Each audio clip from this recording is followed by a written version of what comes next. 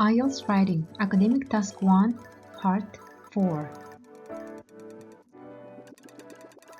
In this slide, we are going to discuss how to express the main idea of each body paragraph. When you planned your essay, you made notes that you can use to compare and give details. Now, using these notes, you are going to write your body paragraphs of your essay. You'll write one paragraph about each comparison. So remember, you need to write the main idea in each body paragraph. So that's your first sentence of each body paragraph. Begin each paragraph with the main idea that summarizes a comparison you are making. So below we have two main ideas, each with a focus comparison. So for example, comparison for paragraph 1 is the average daily sales of selected food items in winter, and comparison for paragraph 2 is the average daily sales of selected food items in summer.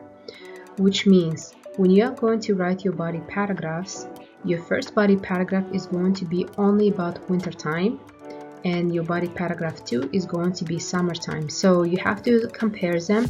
So what I would suggest you to do is in your body paragraph 1 to write about only winter period of time and discuss highest number, lowest number, etc.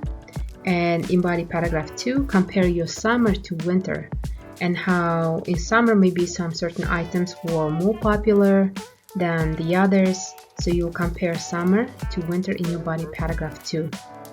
And these are our main ideas for body paragraphs. And now we're going to review one of the most important parts of the essay, supporting details.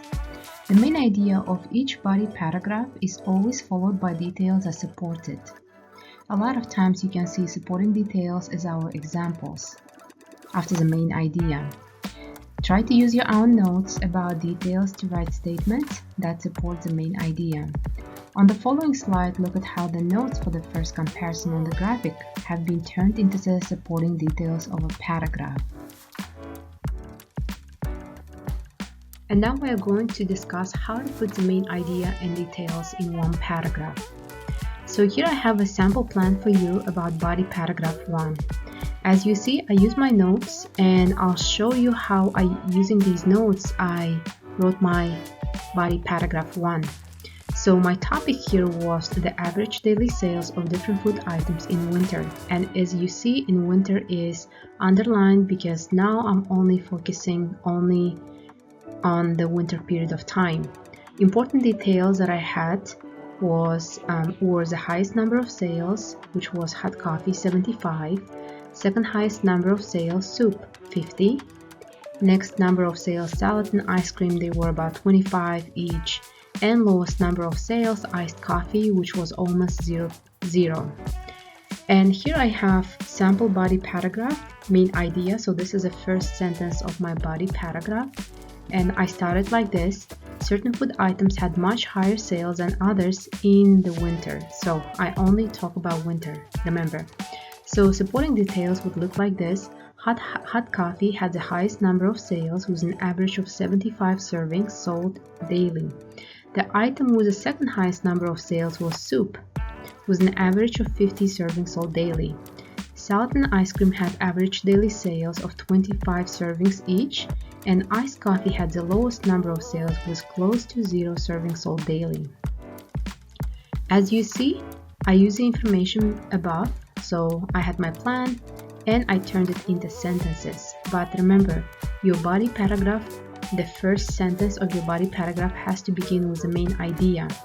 So main idea, certain food items had much higher sales than others in the winter. So your body paragraph 2 is going to be only about the summer period of time. And now you see our body paragraph 2 sample plan, which is very similar to our previous slide. It's pretty much exactly the same. The only difference here is that you are comparing summer to winter time, and you're saying how summer is different compared to winter. So the plan is the same. However, our main idea starts a little bit differently. So as you see here, the sale numbers for each food items were different in the summer than what they were in the winter.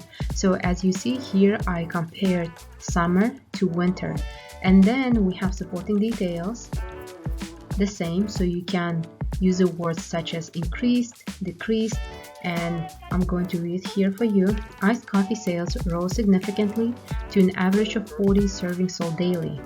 The item with the second highest number of sales was ice cream, with an average of 35 servings sold daily. Sales of ice cream go up in the summer when the weather is hot. Hot coffee fell to daily sales of just 30 servings. Soup and salad had the lowest number of sales with a 25 servings sold daily on average. So as you see, you can write it like this, or if you want to, you can write it differently as well. So it also depends on your style and what kind of information you want to include. Remember that everyone writes differently. However, as long as you include the most important features and you are making meaningful comparison, it means you did a great job. And now we're going to talk about our last part of the essay, which is writing your conclusion. In the introduction, you made general statements about the comparison you plan to make. In the conclusion, you sum up the ideas you developed in your essay. And remember that your conclusion is a restatement of these ideas. Look at the following introduction and conclusion from a previous essay about the graphic. So as you remember, we had introduction that contained 2 sentences, and here they are. The bar graph shows how many servings of certain food items sold on average every day in 2 different seasons at the Vista Cafe. The average number of sales of each item changed with the season. So our conclusion restates this idea using different words by stating the most important change, or we also call it trend. So here we have, in general, the average daily sales of each food item changed. Depending on the season, certain items were more popular in the winter, but certain others were more popular in the summer. So as you see, our introduction conclusions are closely linked, and your conclusion basically repeats what was said in the introduction using different words and also showing the most important one, key change, key trend that happened throughout the time. And here you have the complete sample essay about the academic task 1. And this is about the graphic that we discussed earlier. And I showed you how to write introduction, body, paragraph, and conclusion for it. And I put all these paragraphs together, and now we have a complete essay. And here you have total number of words, 220. And I'm going to pause it here for you guys so you can take some time and read it, and I think you'll have a better idea and understand better how to write your academic task 1 essay. And now we are going to discuss our final step 3, which is checking and revising your essay. After you finish writing your essay, make sure to revise your writing. You need to save at least last 3 minutes to check your work, to see if you have any grammatical mistakes or you use the same word over and over again. So go back and read your essay once again and make some corrections if you need to. And also keep in mind that even American speakers, native speakers, make some grammatical mistakes when they write and when they speak. So it's very important that you actually check your essay. And it's very important that you follow the official IELTS rubric in the next slide and consider if you need to revise your essay around these points. And definitely, you need to practice a lot before your upcoming exam, because as you know, you are only given 20 minutes and you'll be writing 150 words. So you have to make sure that you practice a lot and you feel prepared before your test. And now we are going to discuss our official IELTS rubric, and that will ensure that you know how to get a certain band score. You can follow this link that I provided on the slide, and it's going to take you to British Council website where you can see a very detailed rubric and how to get a certain score. But here I have a summary from the official IELTS rubric. It's kind of like a brief summary and what you need to do in order to get a high score. So first of all, you have to make sure you're addressing the task, which means your essay has a thesis statement and main ideas. Coherence means that your every body paragraph begins with the main idea, which is a topic sentence you had. We discussed it. And every body paragraph has supporting details, things like highest number, lowest number, and so on. Next, we have cohesion, which is an introduction, and your conclusion is restating your introduction. Transition words, these are words such as first of all, for example, in addition, finally, so make sure you include them. Lexical resource means that your vocabulary is not redundant, so you are not using the same words over and over again, and you are using different synonyms, or you are paraphrasing some words. Then spelling, of course, is very important, so make sure you practice very well before you take your test. And last important point is grammatical range and accuracy. So it means your sentences are different. You are not using only simple sentences or only compound sentences. You have 4 different types of sentences that we discussed: simple, compound, complex, and compound complex.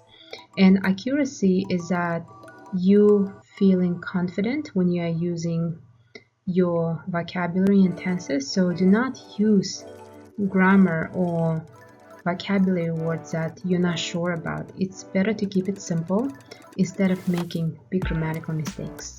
So that's what we have for our brief summary for the official IELTS rubric. And now we have a brief recap to the things we learned about Academic Task 1. Remember, you have only 20 minutes to complete IELTS Academic Task 1, and you need to write at least 150 words. Remember also that IELTS Academic Task 1 has 4 types of graphics, and you really need to know them because that will be very beneficial for you and show your knowledge of knowing and understanding different types of charts. So we have bar chart, line graph, table chart, and pie chart. Remember to analyze the graphic for topic, description, and points for comparison. And always ask yourself WH questions in order to identify the main features of the task. And before you begin writing, it's also very important that you understand the prompt and graphic before you begin writing an actual essay. Sometimes students become very nervous and they start writing without analyzing the topic, without understanding the topic, because they start panicking that they don't have enough time. But it's better not to finish your essay than write a completely wrong essay. So guys, make sure you read your prompt carefully, you understand your graphic, and after that you begin writing. Also, it's important that you do not copy exact words, so try to paraphrase the words in the task and use different synonyms. And as always, be positive and smile and do your best you can.